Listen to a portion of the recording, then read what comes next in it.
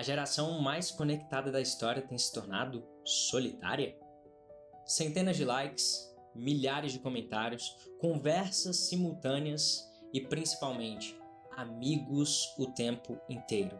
Assim, a geração mais conectada da história deveria ser a menos solitária. Todavia, elas têm se tornado a mais solitária da história. É isso que pelo menos os dados têm indicado. Aquilo que outrora poderia ser algo apenas probabilístico se torna realidade. E é isso que eu quero conversar com você. A neurociência da solidão e como nós temos caminhado frente a tudo isso. Veja na minha tela. Nós temos então uma sociedade doente? Não acredito. Acredito sempre otimistamente falando que nós estamos caminhando para uma evolução pessoal e lógico que eu também não posso ignorar a realidade. E é isso que eu quero trazer aqui para você, a realidade. Afinal de contas, a realidade ela não suporta narrativas. Então, qual que é a ideia aqui? A pesquisa ela é feita com 30 jovens, um número baixo. Confesso que foi um número muito baixo, apesar dela ter sido publicada, ela está em inglês, eu já deixei traduzida, mas eu considerei um número muito baixo. Principalmente por quê? Porque a faixa etária que foi estabelecida ali na pesquisa, ela foi muito grande. Então, pode-se dizer que é uma pesquisa que precisaria ter novas revisões? Sim, com certeza. Mas isso daqui mostra pra gente uma tendência e por isso que eu quis trazer aqui juntamente com vocês. Vamos lá, pessoal. Olha que interessante. Então, essa pesquisa ela nos mostra o quê? Ela nos mostra que metade, olha só, desses 30 jovens, metade dos jovens afirmaram sofrer sentimentos de solidão. Ou seja, eu tenho um grupo de 30, 15 afirmaram sofrer sentimentos de solidão. E aí, ele me traz dados que desafiam de fato a narrativa simplista da crise geral da saúde mental. E olha o que ele me traz. Jovens LGBTQ+, classificam sua saúde mental como ruim, em uma taxa quase 3 vezes maior do que a dos demais. Quem tem dificuldade de pagar despesas básicas também enfrenta problemas em proporção 3 vezes maior do que aqueles que vivem com mais conforto. A lista de fatores que mais impactam a vida emocional na pesquisa incluem, além da solidão, tensões familiares, sensação de não ter um caminho claro, ou seja, você não tem clareza, você não sabe para onde você vai, portanto você acaba, o seu cérebro, ele não tendo a previsibilidade de saber para que caminho eu estou seguindo, naturalmente que ele acaba ficando mais confuso. Além disso, a pressão escolar. Lembre-se que aqui a pesquisa foi feita com jovens de 13 a 24 anos, portanto é uma faixa etária aí que acaba pegando os dois.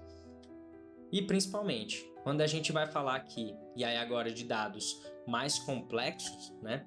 E eu gosto sempre de fazer uma correlação com outros dados, o dado americano que conversa, esse dado americano ele conversa com a OMS quando a OMS aponta que 1 em cada 6 pessoas sofre de solidão no mundo, principalmente a geração mais nova, com índices que superam 20%.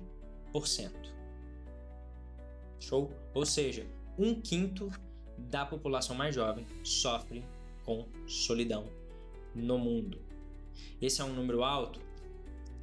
Sim, é um número alto. Se você for considerar principalmente que a geração mais nova tem ficado cada vez mais conectada, certamente é um número que nós precisamos prestar atenção. E para isso eu acho que dois elementos são fundamentais aqui. Primeiro elemento, a gente tem uma questão de minorias, a amplificação das minorias, onde você tem um grupo de LGBTQ+, que simplesmente se sente tem 3 vezes mais sentimentos de solidão do que uma pessoa que não tem essas questões ou não participa desse grupo, justamente por quê? Porque você tem uma amígdala hiperativada, portanto você tem uma liberação de cortisol muito maior, tendo em vista que é um grupo que é uma minoria, portanto não é socialmente validado, não é socialmente muitas vezes aceito. E aqui eu não estou fazendo um juízo de valores, tá? É apenas um fato. Portanto, olha só como isso é importante a gente saber. Esse grupo, ele tem, além de uma falta de validação muitas vezes, ainda uma crise de identidade. Por quê? Porque muitas vezes eles não sabem exatamente aquilo que eles querem, exatamente aquilo que eles são. E eu não estou falando, tem muitas pessoas que sabem exatamente quem são, que têm um alto nível de autoconhecimento, e isso passa justamente por um alto nível de inteligência emocional, porque se você aumenta o seu nível de inteligência emocional, naturalmente você começa a se solidificar por dentro. Você sabe quem você é, portanto você consegue defender as pautas que você acredita, porque condiz com aquilo que você acredita que você é, condiz com aquilo que você é de fato. Portanto, essas minorias, eles precisam começar a trabalhar um pouco mais de autoconhecimento, trazer um pouco mais de autoconsciência, entender os seus pontos fortes, seus pontos fracos, que basicamente o autoconhecimento é o primeiro pilar da inteligência emocional. Dito isso, nós temos ainda um segundo momento em que eu deixo aqui com vocês uma segunda reflexão. Por quê?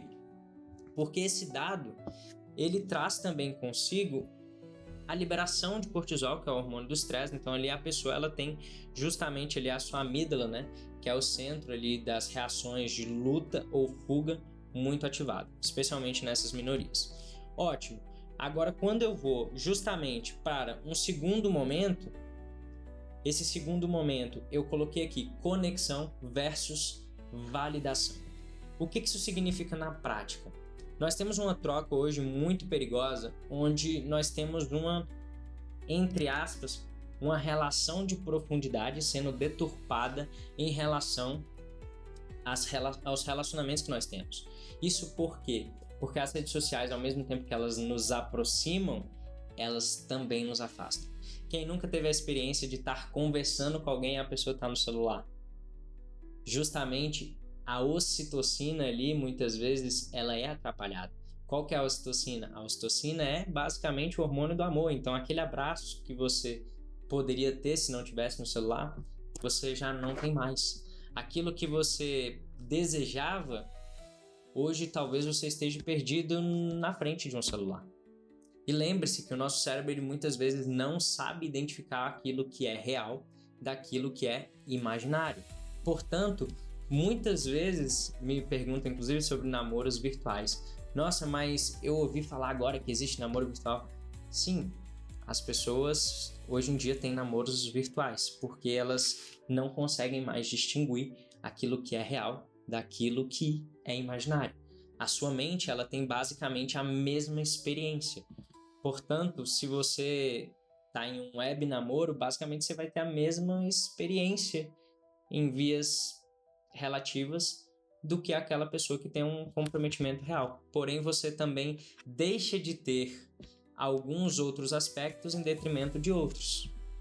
Então, a nossa geração, ela tem sido mais solitária porque ela tem optado pelo celular, ela tem optado pelo virtual ao invés do mundo real. Isso talvez seja um apontamento apenas de um fato, mas também um grande alerta para mim, principalmente para mim que trabalho com pessoas. Lembre-se, eu como mentor de desenvolvimento pessoal preciso de trabalhar num prisma holístico, não posso apenas olhar para um fato isolado. E o último fato, mas também não menos importante, justamente a previsibilidade. Lembre-se que o nosso cérebro ele gosta de previsibilidade. Lembra lá no artigo que ele traz que as pessoas que não têm ali uma previsibilidade com relação ao futuro, com relação às finanças, etc., elas tendem a se sentir mais solitárias. Tem 3 vezes mais chance de se sentir mais solitárias do que aquelas pessoas que são mais confortáveis. Justamente por quê? Porque o nosso cérebro ele ama previsibilidade. O fato dele não ter a previsibilidade faz com que nós fiquemos ansiosos, faz com que muitas vezes nós nos condicionemos a pensamentos que não fazem sentido, que não tem nada, absolutamente nada a ver. E aí isso gera medo, isso gera insegurança, muitas vezes acarretando aí até numa ausência e num afetamento mesmo direto na autoestima. Então nós falamos de 3 pontos principais. Primeiro, a amplitude das minorias, onde nós trabalhamos ali a questão dos LGBTQIs+, e aí nós falamos desse grupo, como que a amígdala deles é hiperativada e como que a partir de uma autoconsciência, que é o primeiro pilar da inteligência emocional, a gente consegue trabalhar um pouco essas questões da solidão. Em segundo lugar, nós falamos sobre a conexão real versus a conexão virtual, e ali eu falei basicamente com vocês que o nosso cérebro, ele não sabe distinguir o que é real do que é imaginário, ele tem basicamente a mesma experiência. E em terceiro lugar, nós também falamos sobre a previsibilidade, como o nosso cérebro ele gosta de previsibilidade, portanto, muitas vezes ele opta por um caminho seguro, e isso tem muito a ver com o nosso lado primitivo, aquilo que nós, como sociedade, fomos construindo. Então lembre-se que nós éramos um povo que precisava ir caçar para de fato ter o que comer e etc. E hoje nós não precisamos mais. Mas nosso cérebro ele ainda tem um lado primitivo. Portanto, ele ainda tem essa fase de previsibilidade como algo muito importante. Nós fomos programados dessa forma. Não tem nada de errado. Tá bom? Se você curtiu o vídeo, lembre-se de compartilhar com algum familiar, algum amigo que também gosta desse tipo de conteúdo. Tenho certeza que eu consigo contribuir muito mais com a sua vida e por isso eu quero te fazer um convite especial. Todas as quintas-feiras nós temos trabalhado eventos 100% online, 100% gratuitos e com certificado. Se fizer sentido para você, acesse o meu Instagram, @GustavoIANN, e lembre-se de se inscrever em um de nossos eventos 100% online, 100% gratuitos. Forte abraço e até a próxima.